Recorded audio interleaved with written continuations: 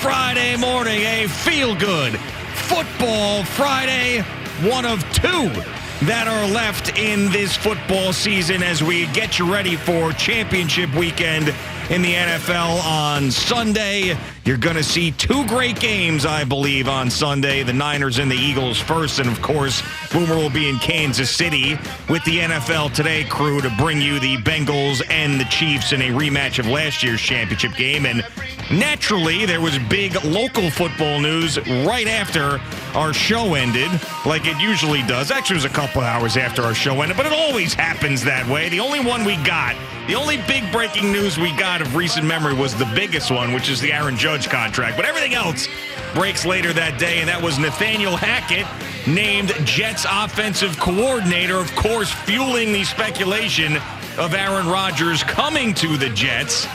But if he doesn't, did the Jets get a dummy as an offensive coordinator because of what happened in Denver, or did they get a really good offensive coordinator that could help this team? Good morning, Boomer. How are you? Good morning there, Jay. I think they got a good offensive coordinator, but you also have to understand something. That there is this group of coaches that belongs to this one little net, and it's Kyle Shanahan, it's Matt LaFleur, it's Rob Saleh. You know, it's that group that came from Mike Shanahan's staff in Washington. Right, more incest than West Virginia. Sean McVay, right. The whole thing, those four coaches, and nobody's never not going to have a job. Incesticide. Basically, yes. In that group of coaches, okay? Yeah. Mm-hmm. So Nathaniel Hackett is right in the middle of that group of coaches. Mm-hmm. Of course, his dad was an offense coordinator for the Jets here under Herm Edwards as well. So, look, he knows what he's doing. He knows how to call plays. He knows that when he has a top quality quarterback, they can win. Now, I'm sure part of this is, hey, what do you think of Zach Wilson? What's your expert opinion on Zach? Can we get him right? And, that's going to be a part of it. And then the other part of it will be, okay, who will be the veteran quarterback that the Jets will bring in? Will they try for Aaron Rodgers? I would imagine they would, simply because Nathaniel Hackett is here. But this is not a surprising hire whatsoever, as we all know that he had been interviewed, and the fact that he comes from that group of coaches. So they all speak the same language. Sure. Now, everybody's going to point to the fact that Nathaniel Hackett had this miserable year in Denver last year that still is just, the stench of that is going to linger. There's no doubt about it, because he was the head coach there. And when you're the head coach, you're in charge of everything, and that team was horrendous. They're also going to point to the fact that, did Nathaniel Hackett do anything in Green Bay? Because he wasn't the primary play caller, and he had a Hall of Fame quarterback at his disposal. So did he do anything there? So those are going to be two questions on the negative. One thing that people tend to forget about Nathaniel Hackett's resume is that this man had Blake Bortles in Jacksonville, was a top 10 offense there. They ran the ball. And took that team to an AFC championship game. Right. And the previous week before they lost the AFC championship game, he put up 45 points on the Pittsburgh Steelers. So, there is something in recent memory when Nathaniel Hackett had a bad quarterback or below average quarterback, and ended up having a really, really good offense. So his entire resume isn't horrible, but there are some things there that you question. Hey, look. These coaches get recycled all the time, and really what it comes down to, it just comes to Yeah, it is. It's NFL incest. Can you hold off for 2 seconds and let me finish a thought, for God's sake? Jesus! It's a Friday! Man, oh man. You were saying about NFL incest? I just got distracted. No, I was just saying that they all get recycled. Right. And it really is about the players that they have and who they're coaching and who they're calling plays for. Everybody thinks there's this guy that's going to come walking in off the street and you're going to put him in there and all of a sudden, poof, everything's going to go great.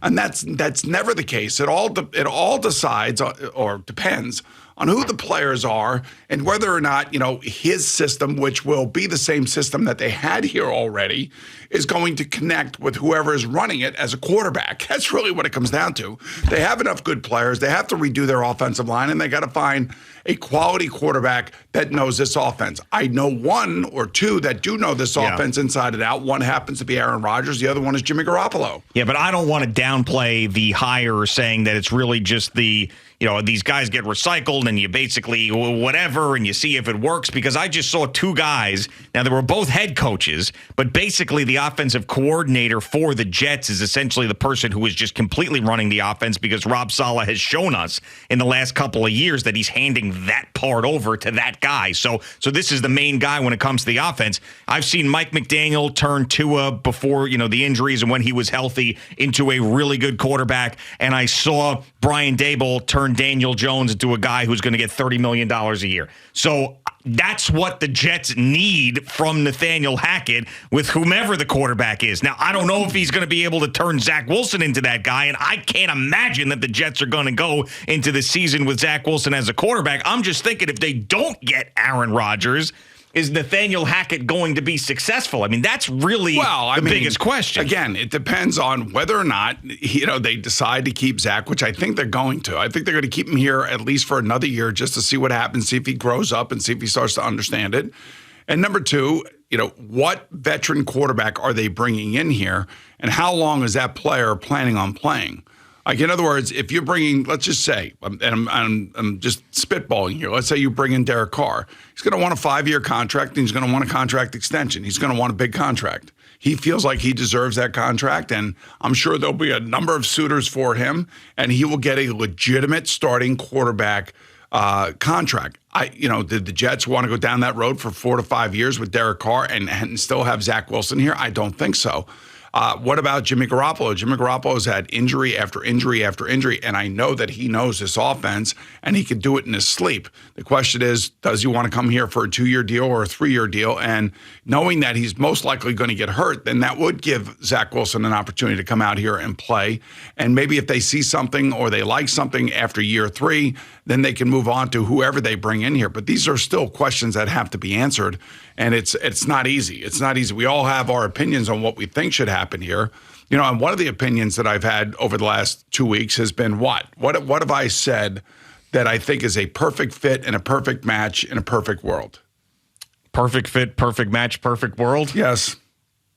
I'm not sure. Frank Reich, Panthers, Derek Carr. I thought you were talking about with the Jets. Yeah. Frank Reich, Panthers, Derek Carr. Right. Yeah. I've been saying that for 2 weeks now. Right. And it happened yesterday. And so congratulations to my buddy Frank. I was really, really happy for him. And, he's going to get a chance to start over, and he's going to have an owner that's going to give him all the resources that he needs.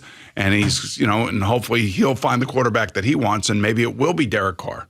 And I think that would be a match that would be perfect, but that they'll decide that as they move on. But for the Jets, this is really what it comes down to. This is a West Coast offense. You want a quarterback that is well-versed in this West Coast offense. Mm-hmm. Jimmy Garoppolo, Aaron Rodgers. This is not a Lamar Jackson offense. Sure, at this point now, forget that. Yeah, I feel like you can toss that out the window. Now, a lot of the conversation that I've heard around Aaron Rodgers, whether it be sports talk shows or just people talking about it that I'm talking to, like friends, is like, man, the Jets have to do this. They've got to do this. They have to. They've really got to go all in.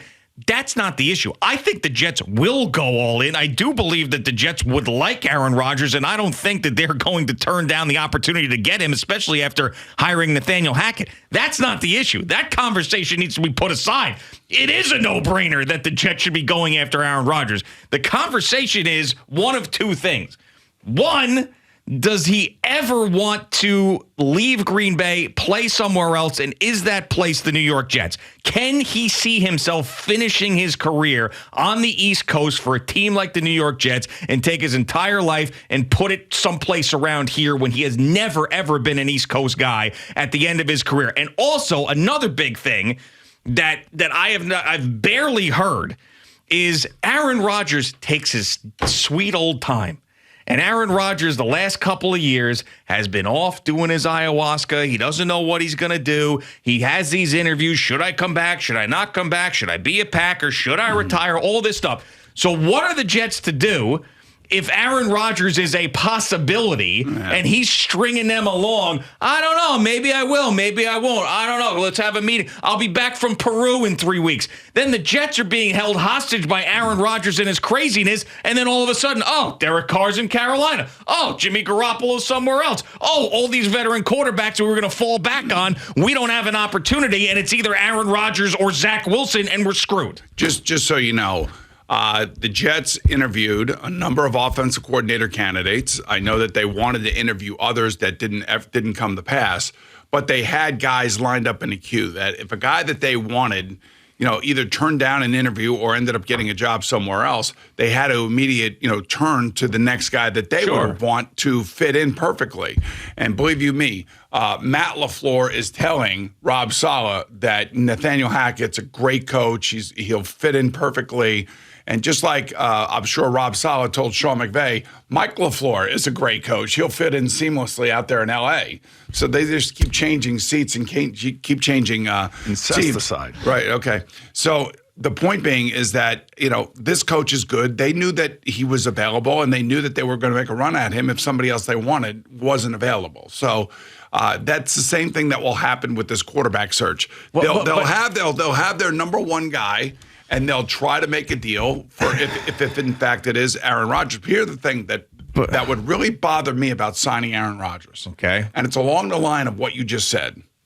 If I'm paying a guy $50 million a year, that guy has got to be all in. He's got to be all. I want everybody to be all in, but that guy has got to really be all in. He's got to be at every practice. He's got to be at every OTA. He's got to be here. He's got to make his presence known. He's got to know his teammates, meet his teammates. He can't be like drop in some Hall of Famer and then not take over the reins of the team and be the leader by living in Malibu or living, or going to Peru or whatever it may be. So this is what Tom Brady did to Tampa. When they signed him, boom, he was right in there. And he took over that team. And it's one of the reasons that team made the playoffs the 3 straight years that he was there.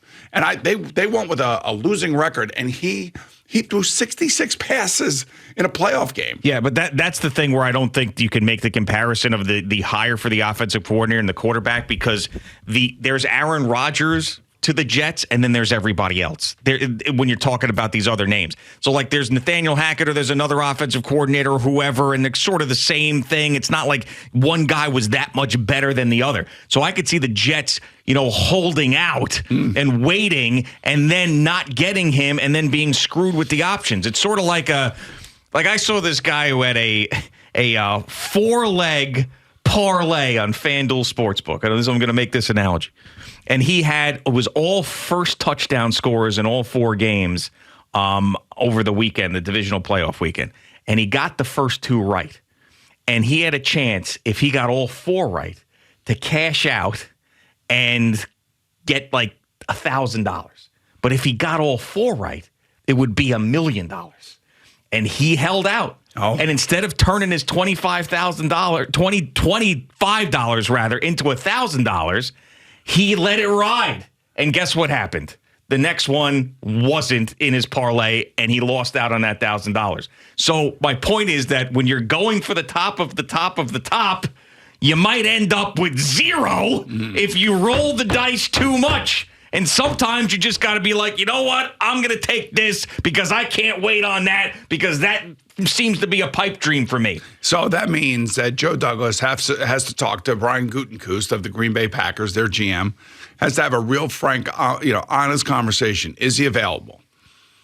Are you willing to trade Aaron Rodgers? And the answer to that is yes, we are considering that.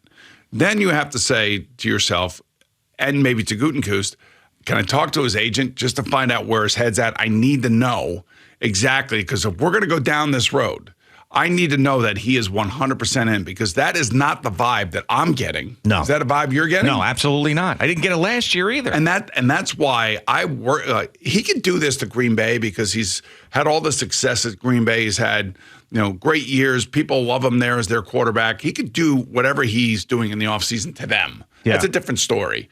But now if he is willing to be traded and he's coming to a new team, no matter who that new team is, whether it's the Jets, the Raiders, wherever, He has to make that commitment to that new team. Yeah. Now, you said something interesting there I hadn't really thought about. You think that Green Bay actually has a say in this thing? Because to me, Aaron Rodgers is controlling all of it. So do you think there's actually a possibility that Aaron Rodgers says, I want to come back and be a Green Bay Packer, and the Packers say no like they did with Brett Favre? I don't think that's the case. I think the Packers really want him back, but I do believe that the way that you go about this is GM to GM. You know what I mean? GM has to call the GM. Yeah. Normally, I would say owner to owner, but because it's the Green Bay Packers, there is no owner. It's Mark Murphy who's running the team, but there is no owner. So you have to go GM to GM and say, look, I don't want to waste my time. I don't want to waste your time. And if this is not a possibility in your eyes, then I need to now go to plan B, whatever that is. See, that's what Joe Douglas has to do. That's his job. Yeah, right. And I do think that the Packers are willing, because you heard all these insiders saying that they are willing to do it. The bigger issue is the wild card of Aaron Rodgers. I mean, he is, as we've said, they called him a complicated fella. He is a complicated fella. And here's just going to get even more complicated. Yeah, but trying to figure out what he wants to do, and his timetable is going to be the toughest part of this. Well, the other thing, too, is that Nathaniel Hackett is supposedly close to him. Yeah. There's no reason why Nathaniel Hackett can't. Well, I guess there would be, because you can't really tamper. But you could call as a friend and say, how's it going? How you doing? What are you thinking? Oh, that stuff goes on all the time. I would think that it would be. So that's where the Jets are right now. I have no problem with them hiring Nathaniel Hackett. I have nothing. Listen, what happened in Denver was impossible. Some people just are not head coaches, and some people step into really difficult situations. They run an offense that has been really successful for them in other places, and then they try to run that offense with a quarterback that can't understand it or doesn't want to operate within the parameters of the offense and wants to do his own thing, especially one that got a $250 million contract extension, Russell Wilson. So I'm sure that was a real pain in the ass. Waking up the next day after games and looking at game tape saying, I don't know what, the guy's open, I don't know why he's not throwing it. Yeah. Or the guy's here and he's throwing it over his head. That to me, I don't really judge Nathaniel Hackett on that. What I judge him on is what you said, the Jacksonville Jaguars. He was part of a very good team. They ran the ball, and they had a quarterback that, when he was at the top of his game, he's like a C plus B player. He's not an A plus player like Aaron Rodgers is. And by the way, he was there in Green Bay watching Matt LaFleur calling the plays, and probably learned a lot from watching Matt call the plays. And I'm sure they were discussing all week long certain plays that they would design for the teams that they were playing against. And, Nathaniel Hackett's all a part of that, just like his dad was. So he's a lifer. He's an NFL lifer. He's getting a new chance, and they got to get him a new quarterback depending on who it is. Thank you for watching. Please like, comment, and subscribe. And don't forget to hit the red bell so you're notified when we have new content.